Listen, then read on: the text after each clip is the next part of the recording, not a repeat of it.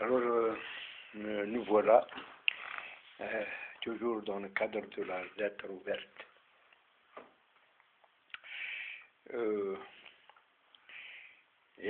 On a parlé hier sur la pensée de la littérature comparée, engagée tout à fait au début du XXe siècle, ça veut dire, comme j'ai déjà souligné, ça a commencé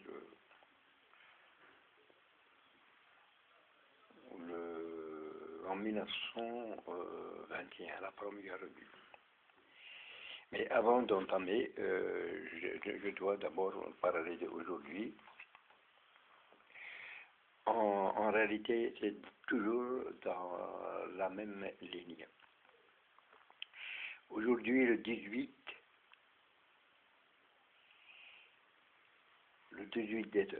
décembre, c'est la journée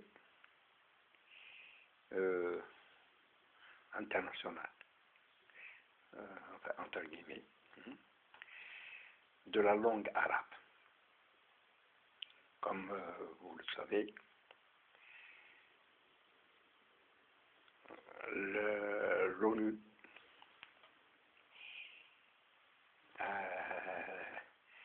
a décrété des journées pour les 6 langues officielles reconnues par l'ONU. C'est-à-dire l'anglais, oui, l'espagnol, le français, le russe et le portugais, oui, et l'arabe.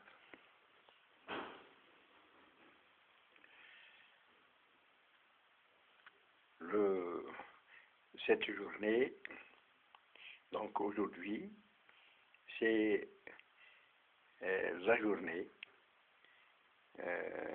décrétée par l'ONU comme journée internationale de la langue arabe.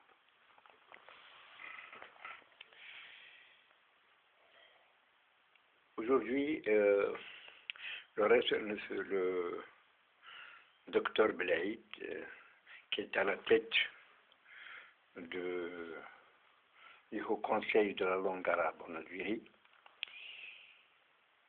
il a été reçu par la chaîne de télévision Le Coran, animé par un certain journaliste, Abdelmoumen Al-Arabi.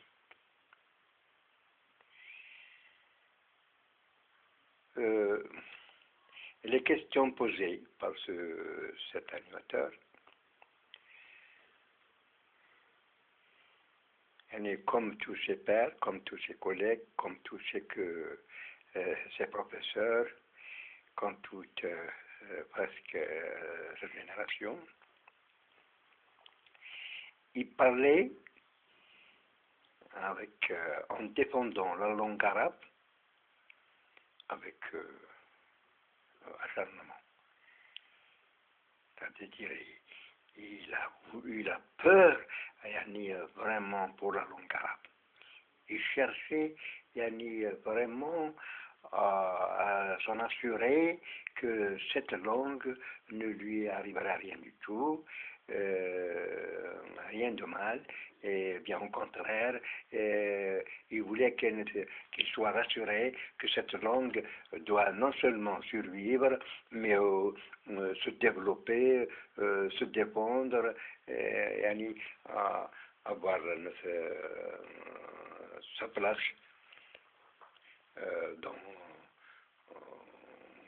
ou plutôt être supérieur à toutes les autres langues.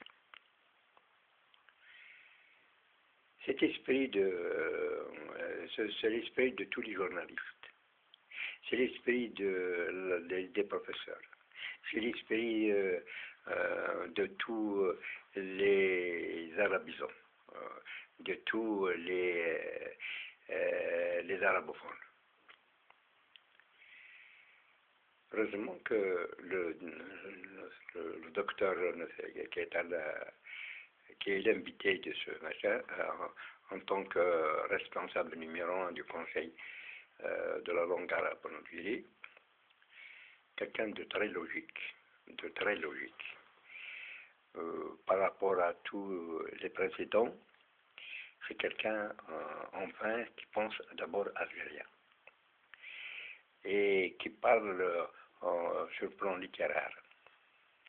Il a l'air, heureusement, de quelqu'un qui n'est pas touché par le virus,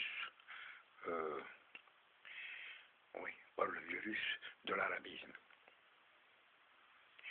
C'est un virus mortel, je dis bien mortel, le virus de l'arabisme. Heureusement, il a bien l'air de quelqu'un qui pense algérien. Oui, tout en défendant la langue arabe, il pense algérien.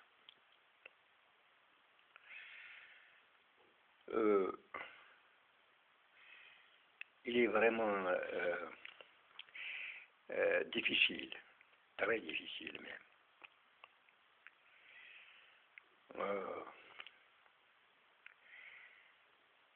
de convaincre, de rendre à la raison un arabisant, un arabophone. Oui. Et ça, à tous les niveaux. Commençons par les imams des mosquées, et par les Omala que j'appelle Omala al-Azhar, et tout le reste des عالم qu'est-ce qu'ils عالم en langue du pays arabophone. Oui, et aucun d'eux n'a un jour dit, pour s'excuser auprès du public, auprès des gens de la mosquée, ou auprès de ses étudiants à l'université, ou auprès du public par la voie de la télé ou par de la radio, pour dire que tel, ou moi-même, on s'est trompé. On a répété une phrase qu'on a entendue chez tel ou tel, on a lu dans un livre de tel ou tel, une fois où j'ai dit ça, ou bien j'ai écrit ça et tout ça, ou bien j'ai condamné ça, et tout ça. Ils n'ont jamais demandé excuse. Ça veut dire quoi? Ça veut dire pour eux, ils sont plus sérieux, plus complet, plus parfait que le prophète Mohammed sallallahu alayhi wa sallam. Parce que le prophète Mohammed sallallahu alayhi wa sallam, oui, il se repentit, il demande pardon à Dieu, oui, et c'est ce qu'il a dit. Il demande pardon à Dieu 60 fois par jour, puis 70 fois par jour. Par la suite, il demande, il se repentit 100 fois par jour. Et pourtant, il est protégé par Dieu. Masoum, il a une humilité. Oui. Et il ne commet pas de bêtises. Il ne disait pas n'importe quoi.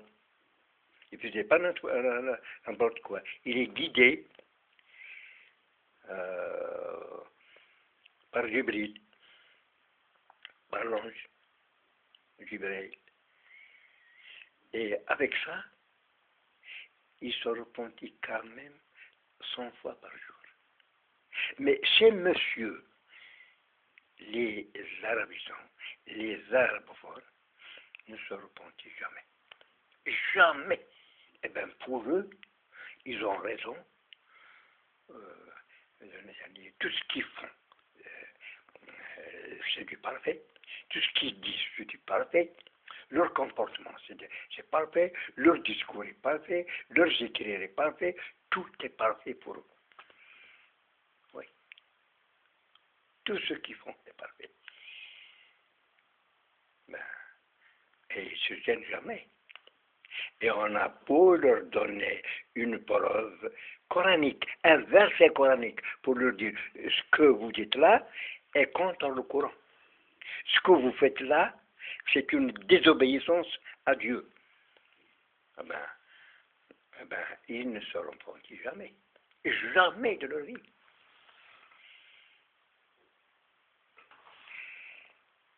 Et comme c'est des gens qui ne font pas d'études et qui ne font pas d'analyse.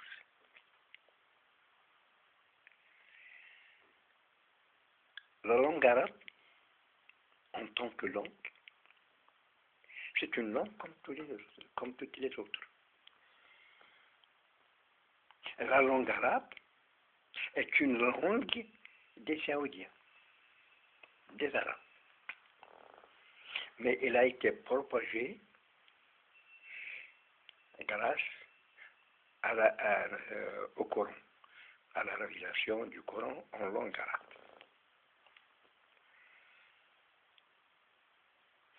Cette langue a été propagée, a été un emballage du Coran, l'emballage de l'islam.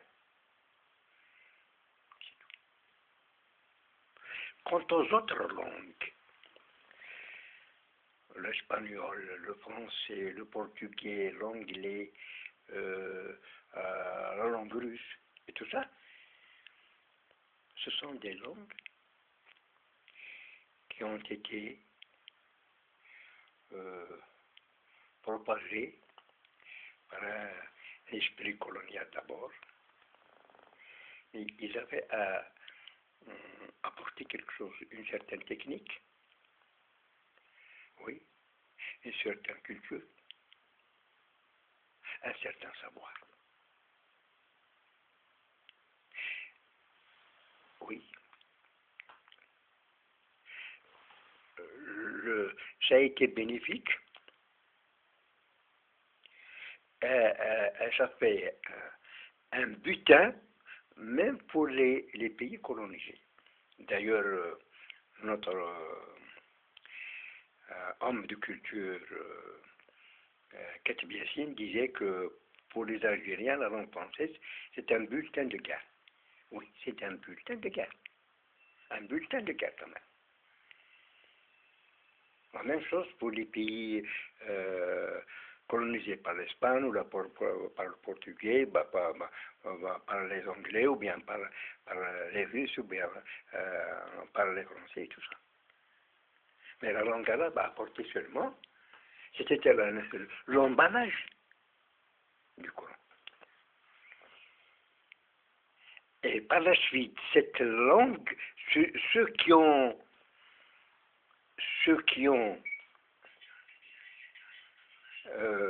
propagé l'islam, ceux qui prétendaient défendre l'islam, ce qu'on appelait le futuhat, ils ont utilisé cette langue pour la colonisation, pour arabiser et non pour islamiser. Oui. Le futuhat islamien n'avait absolument rien à voir avec la pensée coranique. D'ailleurs, cette langue-là, ils l'ont eux-mêmes utilisée contre l'islam, en créant l'arabisme. Oui, s'efforce ce qu'on appelle le Fatihi, oui, euh, la langue arabe en tant qu'emballage seulement du Coran, et au nom de l'islam, ils ont envahi pas mal de pays, et eux-mêmes, leur but était d'arabiser, et non d'islamiser. Et non d'islamiser. La preuve, il y a on n'a pas besoin de citer les preuves. C'est flagrant, c'est partout, c'est comme ça qu'il faut. Si nous prenons l'exemple de l'Algérie, Uqba bin Alan, à son arrivée, dès qu'il trouve quelqu'un devant lui, la première des choses, il lui change de nom. Il lui donne un nom arabe. Il l'arabise lui-même, puis il arabise même son père, même s'il est mort. C'est ce qu'il a fait pour Tariq ibn Ziyad. Tariq ibn Ziyad, il ne s'appelait pas Tariq, ou Baba, son père ne s'appelait pas Ziyad, mais comme ça. Est-ce que, donc là, est-ce que c'est pour islamiser? Et cette politique demeure jusqu'à présent. Dès que quelqu'un, un Européen ou un Asiatique ou quelqu'un embrasse l'islam, la première condition à lui faire, on lui enlève son nom, on arabise. On lui change de nom. Est-ce que c'était la mission du prophète? Est-ce que c'est la mission du Coran? Eh bien, cette action elle-même, elle est contre le principe fondamental de l'islam. Le changement de nom est contre le principe fondamental de l'islam. Il est contre. Faisant des choses contre l'islam au nom de l'islam, il n'y a que les Arabes qui ont cette audace de le faire. Et ils le font avec fierté. Et les gens l'admettent comme ça, bêtement, et l'acceptent.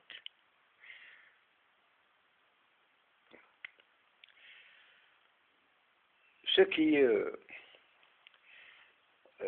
a rendu l'ennemi numéro un de l'islam, c'est le Yoruba. Ils ont fait ils n'ont rien fait pour l'islam. Ils ont tout fait pour salir l'islam. C'est ce qu'ils ont fait jusqu'à présent. Mais pour eux, c'est l'arabisme qui est sacré. C'est pas l'islam. Oui. Ben, cette langue, toutes les langues du monde apportent un plus pour tout le monde. Lorsqu'on apprend une langue quelconque, c'est un apport important, c'est un grand savoir. Le prophète, lorsqu'il a dit, sallallahu alayhi wa sallam, chercher à apprendre la science même en Chine, tout le monde sait, lui-même sait qu'en Chine, on parle pas l'arabe, on écrit pas l'arabe, on ne sait pas l'arabe. Donc, pour aller en Chine apprendre la science, il faut apprendre leur langue. Donc, à chaque fois que quelqu'un vraiment apprend une langue quelconque, c'est déjà un savoir, c'est une richesse. Alors, mais dans leur culture arabe, ce n'est pas dans cette lignée du prophète. Mais eux, ils disent من تعلم لغة قوم نجا من شرهم. Celui qui apprend une langue d'une autre communauté sera à l'abri de leur méchanceté. Vous voyez, ils pensent que, tout le monde est contre eux. Comment ça? Et ce proverbe, on le transmet dans des discours, dans des écrits. من تعلم لغة قوم ناجى من شرهم. Mais pour eux, on apprend une langue pour essayer d'éviter leur méchanceté. Ah oui, ça c'est. Vous voyez comment pour eux. Donc, c'est pas pour apprendre, c'est pas pour en savoir, c'est pas pour vraiment le dialogue, c'est pas le. Oui.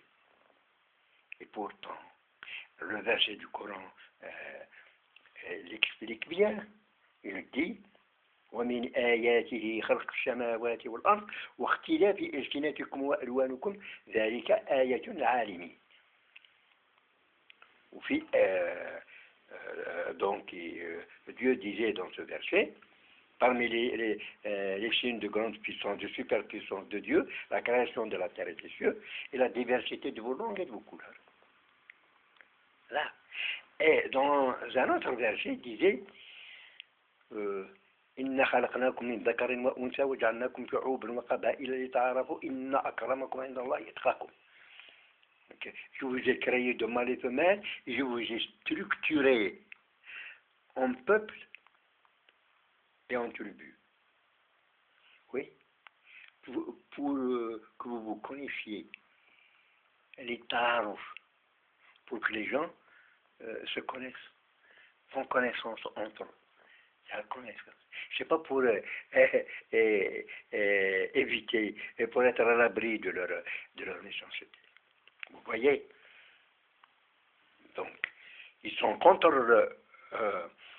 la politique, ils sont contre l'orientation du prophète, contre les hadiths du prophète, contre les versets du Coran, contre les recommandations de Dieu. Vous voyez? Eh bien, et pourtant, à partir du moment où c'est des gens qui ne réfléchissent jamais, jamais, comme ça, de 2, 3, 4, 5, 6 ans, depuis 1560 ans, 1560 ans à ce jour, ceux qui ont été arabisés, les Arabes, ceux qui ont été victimes de l'arabisation, aucun d'eux n'a cherché à se corriger, à réfléchir, à étudier ce qu'il dit, ce qu'il fait. Non. Ce sont des gens qui ne réfléchissent pas du tout. Du tout. Qu'ils soient docteurs, qu'ils soient professeurs, qu'ils soient imams, qu'ils soient alim, ils ne réfléchissent jamais. Oui. Lorsqu'on voit, par exemple, on sait que toutes les langues apportent quelque chose à savoir à tout le monde. Le changement de relation se fait par la langue, par les langues. Il faudrait que j'apprenne la langue des autres pour que eux aussi apprennent la mienne pour pouvoir faire des échanges, pour se connaître. Alors pour eux, non. Quelqu'un qui est ceux qui les arabophones, les anglophones, on les appelle anglophones. Il devient anglais, professeur d'anglais, ou docteur en anglais, chercheur en anglais, que j'ai rien, mais il garde toujours son identité. Il est toujours, il garde toujours son identité, tout en étant docteur en anglais ou bien la même chose pour ceux qui ont des formations françaises. Oui. Nos frères ou les auteurs dans le monde, les francophones, gardent leur identité.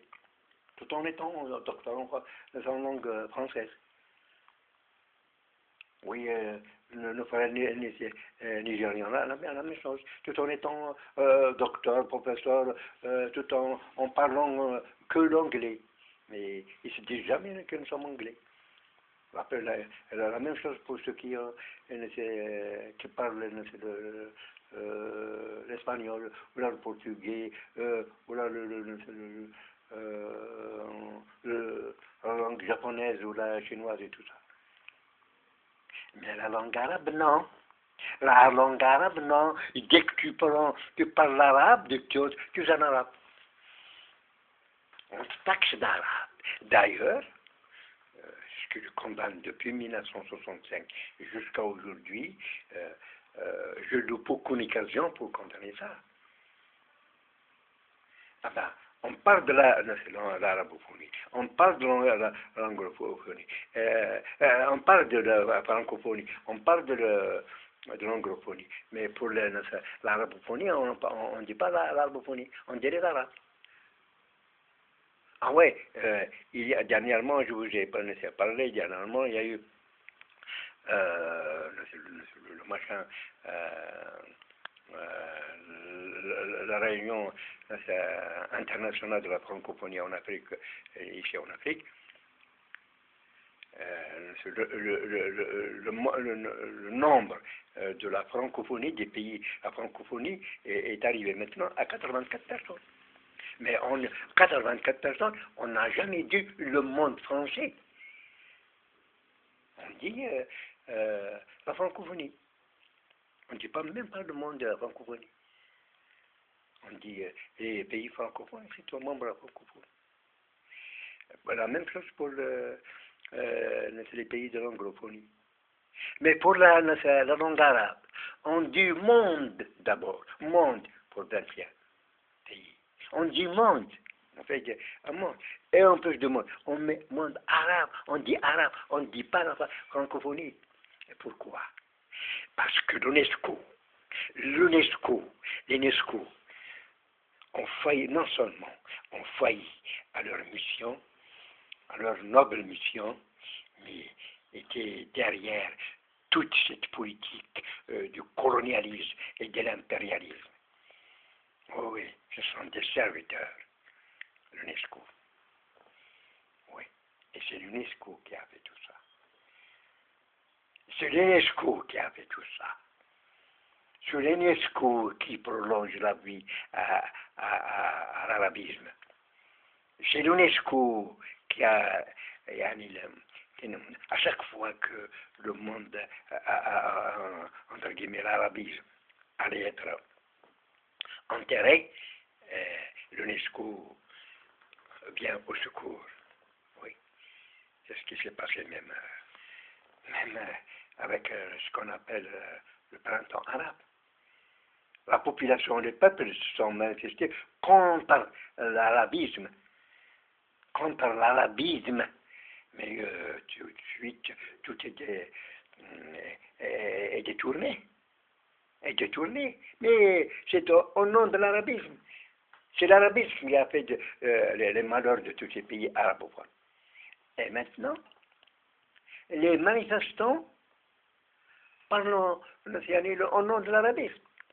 Vous voyez le jeu diabolique de l'UNESCO. Oui. Je l'ai déjà dit et je le répéterai jusqu'à ma mort. L'UNESCO sera condamné par l'humanité, oui, tôt ou tard. Tous ceux qui ont été à la tête de l'UNESCO, à la direction de l'UNESCO, seront condamnés. L'histoire va les condamner. Parce que normalement, en tant qu'institution de l'ONU elle-même, elle est faite sur la politique coloniale et impérialiste, colonialiste et impérialiste. Oui, ne devait pas à reconnaître, de dire la République arabe égyptienne. Comment l'ONU a reconnu, a accepté cette usurpation de nom. Oui. Comment l'ONU a accepté de taxer les pays arabes comme pays arabes. Ce n'est pas des usurpations de nom. Ceux qui ont accepté de faire des relations diplomatiques avec ces pays, donc ils sont complices. Ceux qui disent que l'Égypte est une république arabe, donc c'est un faux témoignage. Un faux témoignage. Donc un faux témoignage, il est puni par toutes les lois du monde. L'usurpation de nom est punie condamnée par toutes les lois du monde. Et pourquoi? Lorsqu'il s'agit d'une seule personne, pour un faux témoignage, il est tout de suite condamné. Et lorsqu'il s'agit d'une seule personne pour l'usurpation de nom, il est tout de suite condamné. Et lorsqu'il s'agit de tout un gouvernement, usurpation de nom et faux témoignage, il est reconnu à bras ouverts. Vous voyez? Chers étudiants,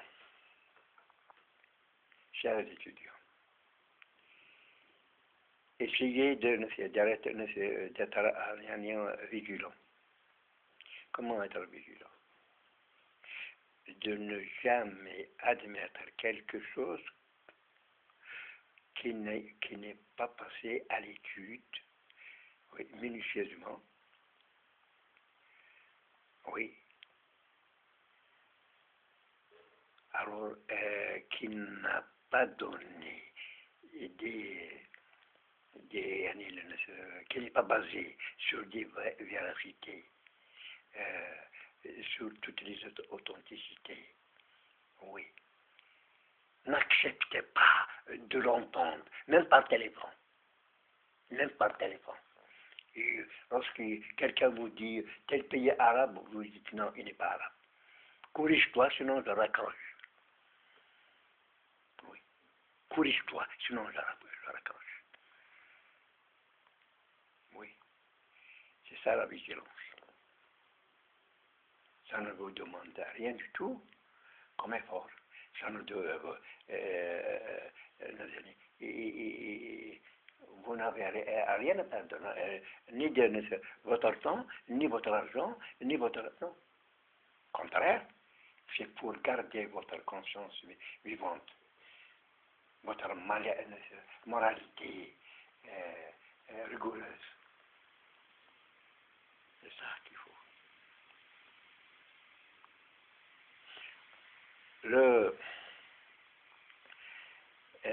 Lorsque j'ai entendu l'entretien qui vient de se faire à l'instant, il y a eu environ 1 heure, avec la télévision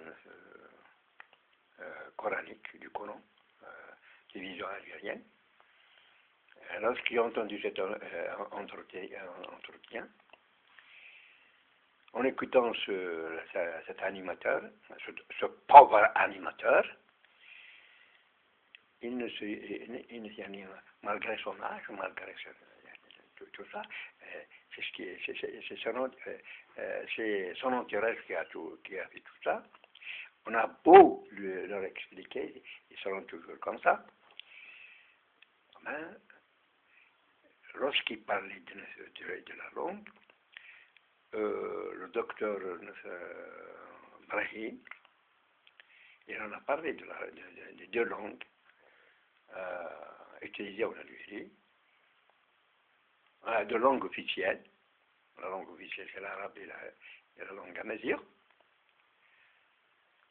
Et l'animateur, pour lui, il pense manque, il a peur à ce que quelque chose arrive à la langue arabe, mais il s'en fout de la langue amazigh. Et ouais, celui-là, il se prend, il est vraiment avec sa petite, je sais pas, qu'est-ce il a comme serviette. Il va dormir tranquillement, il va se prendre comme un défenseur de l'islam, un défenseur du machin. Le fait de défendre l'arabe, pour lui, c'est le tout. C'est pas l'islam, c'est pas Dieu, c'est pas Mohammed. C'est la politique de Michel Flacre. C'est l'arabisme. Le fait de défendre l'arabisme, pour lui, c'est ça. C'est avec ça qu'il va partir. C'est ça le djihad. C'est en défendant l'arabe qui va devenir, qui va rentrer au paradis. C'est en défendant l'arabe qui devient patriotique. C'est en défendant l'arabe qui devient un véritable Algérien. Oui. C'est toutes ces imbécilités d'esprit, oui, qui animent notre jeunesse universitaire. C'est quelqu'un de l'université. Mais il pense que défendre l'arabe, c'est une qualité. Défendre l'arabe, c'est un devoir religieux. Défendre la langue arabe, c'est comme ça qu'il pense. C'est comme ça qu'on a appris. Oui. Mais ils s'en foutaient de la langue amazigh, qu'on a écrasée, qu'on a combattu. La langue arabe a combattu la langue amazigh, la langue nationale. La langue française a combattu la langue amazigh, la langue française. Alors que la langue française n'a pas combattu la langue arabe. Elle a combattu la langue amazigh. La langue française de le colonialisme a combattu la langue amazigh, la langue nationale de toute l'Afrique du Nord. Mais la France a tout le temps enseigné de l'arabe chez elle, dans toutes les universités de Paris, et des universités en arabe, en Amérique, en Grande-Bretagne, oui, et pas partout. Et dans toutes les universités du monde, on enseigne de l'arabe. La France a enseigné de l'arabe, elle a mis le paquet pour enseigner de l'arabe en Algérie. Elle a créé des madrasas libres, elle a chargé le mercenaire, leur serviteur, Abdelhamid Bebeji, pour créer. Elle a chargé d'ouvrir 400 madrasas en Algérie. Oui. Et dans le ministère de l'enseignement en Algérie, à l'époque de l'occupation, ils avaient créé des lycées spéciaux qu'on appelait lycées franco-musulmans. En plus des lycées normaux, on enseignait l'arabe et en plus de ça, pour accélérer l'enseignement de l'arabe en Algérie, ils ont créé 3 lycées. On les appelle ça lycée franco-musulman. À Alger, Tlemcen et Constantine. Oui. Et comme je les ai toujours dit, que la première madrasa en langue arabe, je ne dis pas des zaouiettes, nos zaouiettes étaient les premières dans le monde musulman.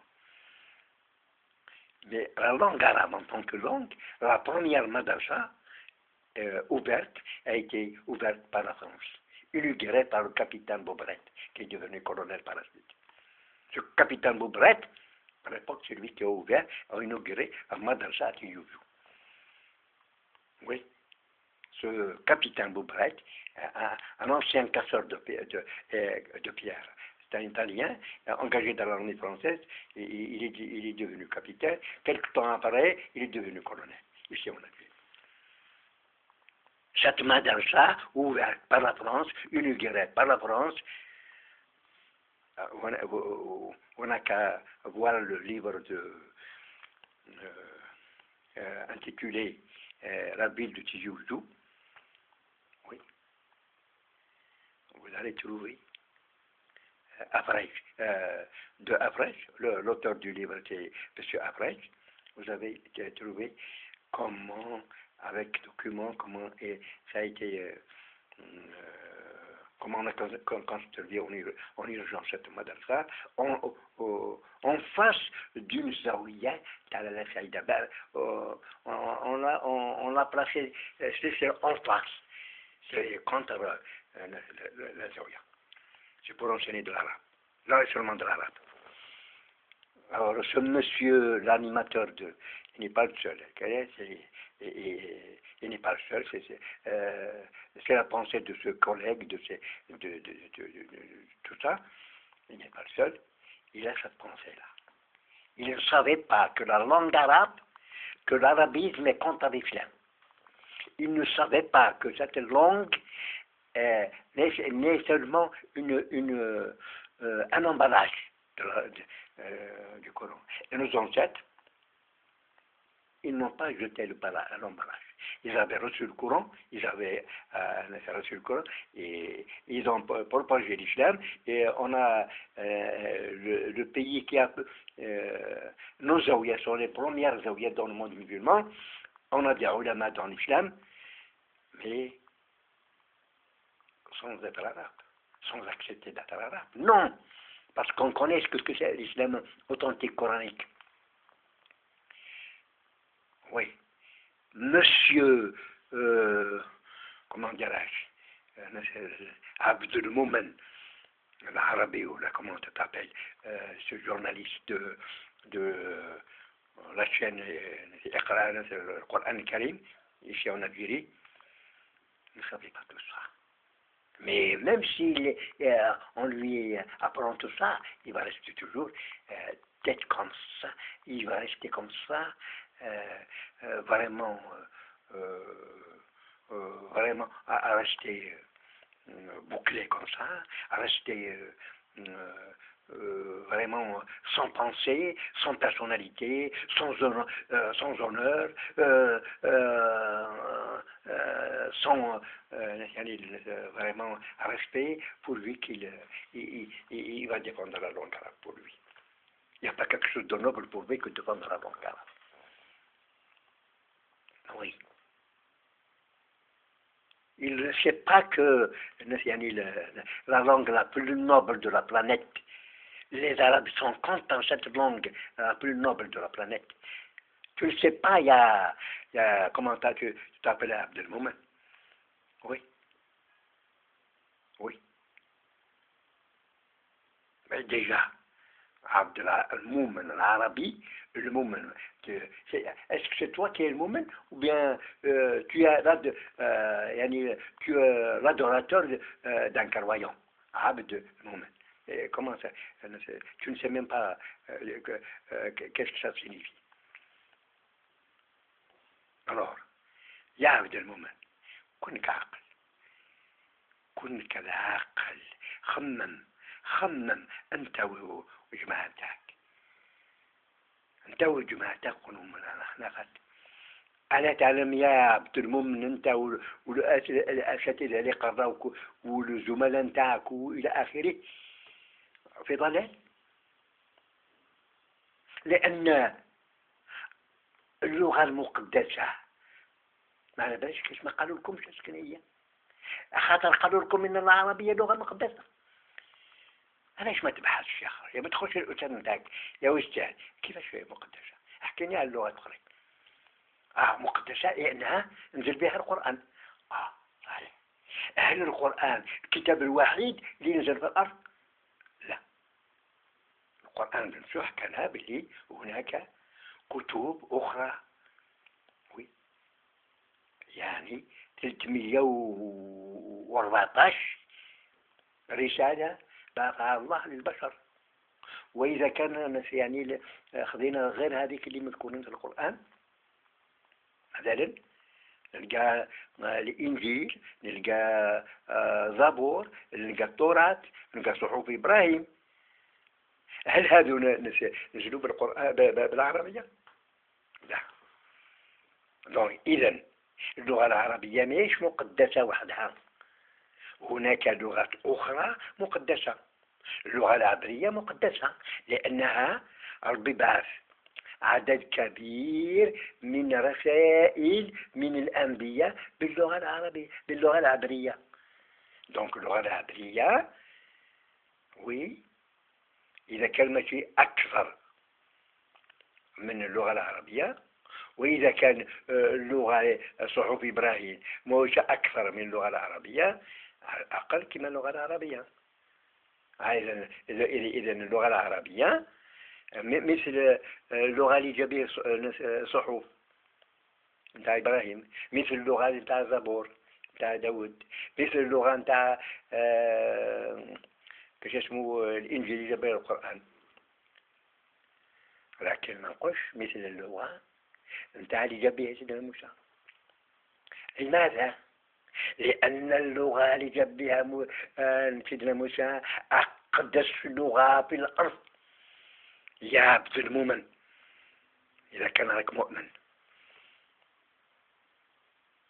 اللغة المقدسة في الأرض هي اللغة التي تكلم بها مباشرة، تكلم بها المولى تبارك وتعالى مباشرة لسيدنا موسى عليه الصلاة والسلام، مباشرة.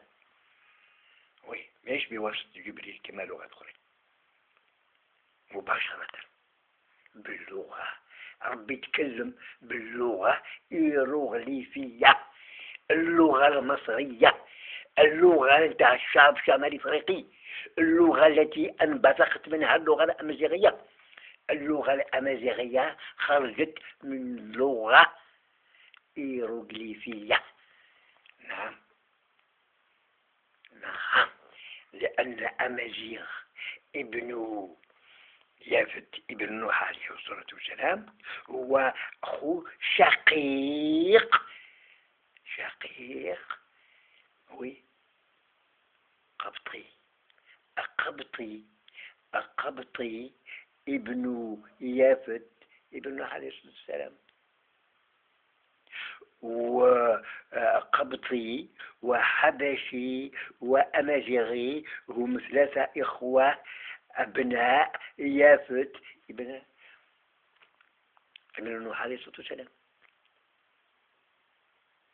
واللغة اللي يتكلم بها الله مباشرة أعظم وأقدس وأم من أي لغة أخرى. يا عبد المؤمن إذا كان راك مؤمن، ولكن على بالي ما راكش مؤمن. وي إذا كنت تتمسك بالعربية نتاعك، هذا الضلال كبير، هذا الضلال كبير اللي راك فيه أنت واللي معاك واللي قراك ومدير نتاعك وغيركم إلى آخره والزملاء نتاعك. وي اللغة، شوف مليح يا عبد المؤمن، اسمعوا مليح أيها الطلبة.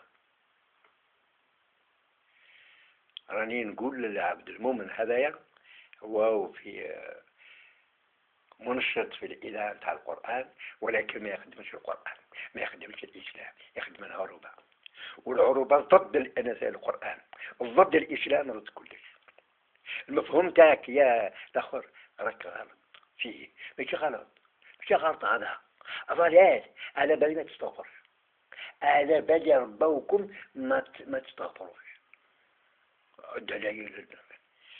وي شوف يا عبد المؤمن، هذا اللغة اللي يتكلم بها المولى تبارك وتعالى سيدنا موسى عليه الصلاة والسلام صلى الله عليه وسلم، نعم، وعلى أهله وأصحابه وعلى أخيه هارون وعلى أمه وعلى يعني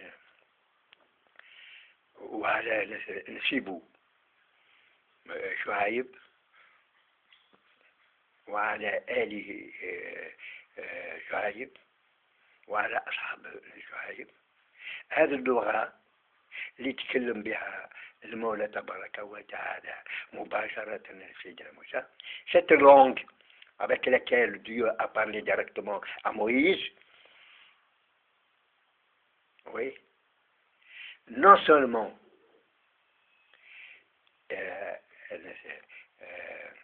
seulement à dans le direct, شفهيا، جد يعني يكتبوها كتابيا، يكتبوا الألواح. ما فيش لغة اللي بعثها ربي للأرض وناس وذهب الكتابة، وكل لغته كل بوصف جبريل، وجبريل يعني شفهيا فقط.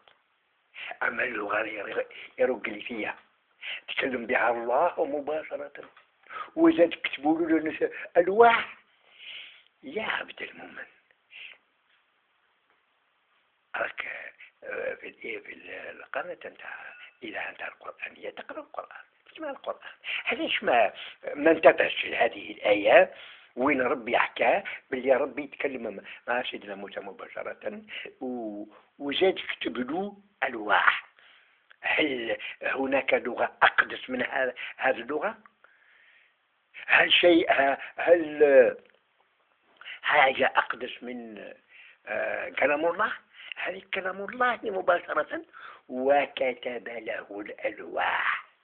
يا عبد المؤمن على بالي ما تستغفر. أيها الطلبة اللي ما زالكم في الجامعة، عندما تسمعوا الأشياء مثل يعني أقوال مثل هذا، فهموهم بكل أدب، بالعقل، بكل شيء، وبمرجع واحد. مرجع واحد هو القرآن. نعم. اللي ما يستجبش، إذا كان أستاذ نتاعكم قل له يا أستاذ أنا بيني وبينك، بيننا أنت مكلف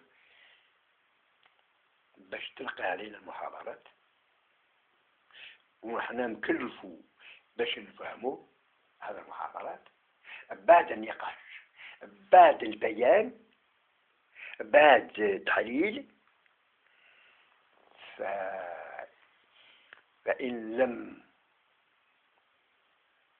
فإن لم تستجب للسؤال نتاعنا فنحن مجبرين على عدم حضور محاضرة نتاعك.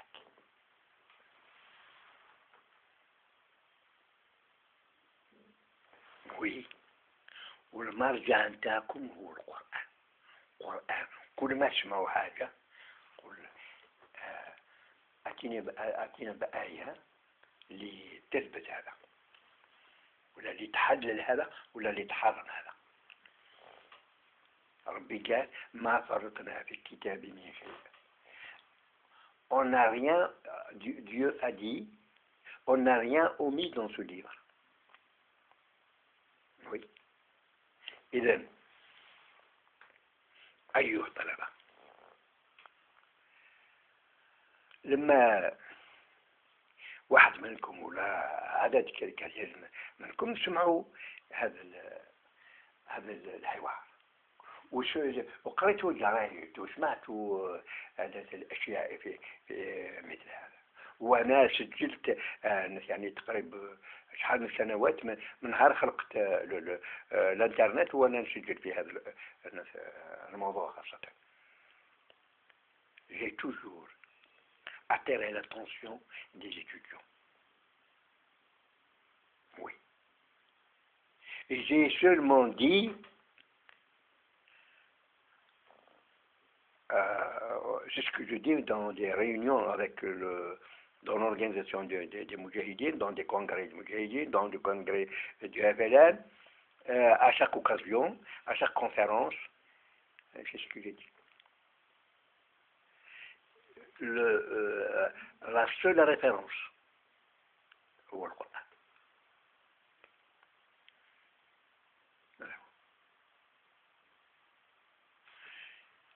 إذا le Coran n'est pas seulement fait pour aller au paradis. C'est pas comme on l'explique. Le Coran, il est fait, c'est un guide pour vivre mieux dans cette planète.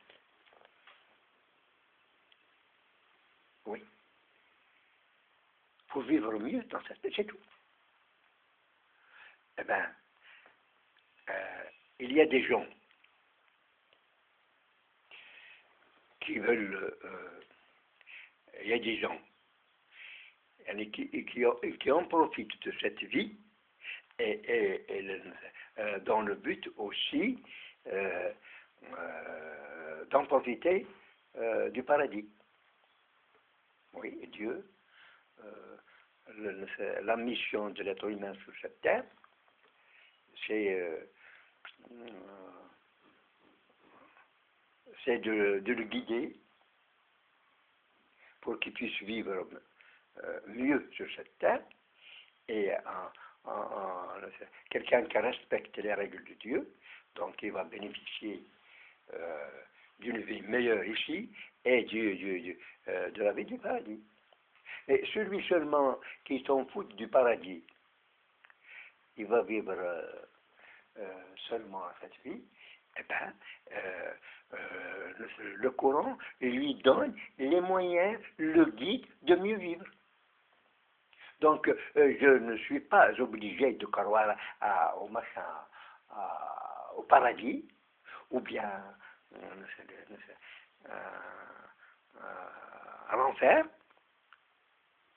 pour apprendre le Coran, ou pour prendre le Coran comme guide. J'ai besoin de vivre heureux dans cette vie.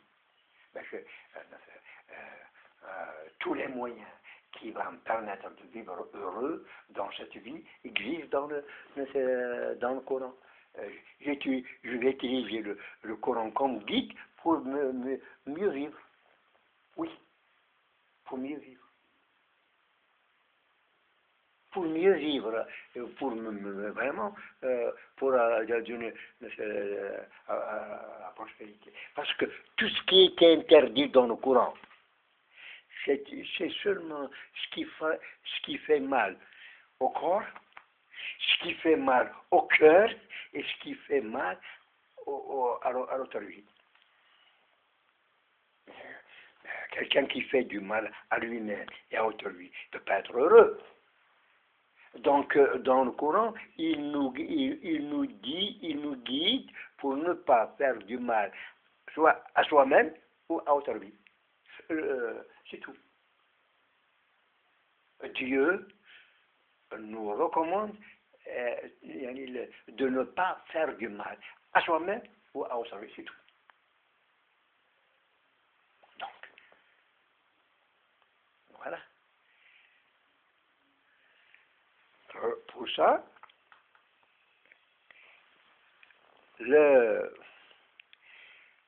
ce qui est, lorsqu'on voit dans le monde, toutes les langues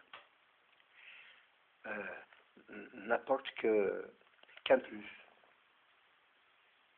très bénéfique et très indispensable à la vie meilleure, dans la vie, toutes les langues, sauf la langue arabe. La langue arabe est dangereuse. Dès que tu l'apprends, on te taxe d'arabe.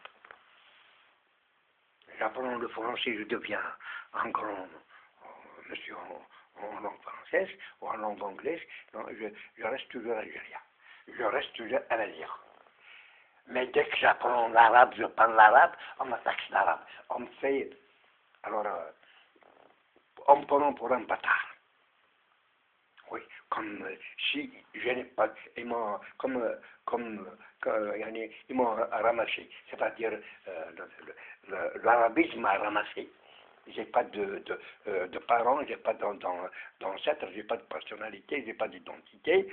Voilà, l'arabisme me ramasse dans la rue et elle me ramène.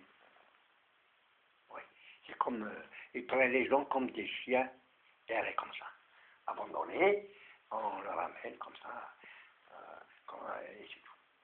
Mais il y a des insultes plus que ça.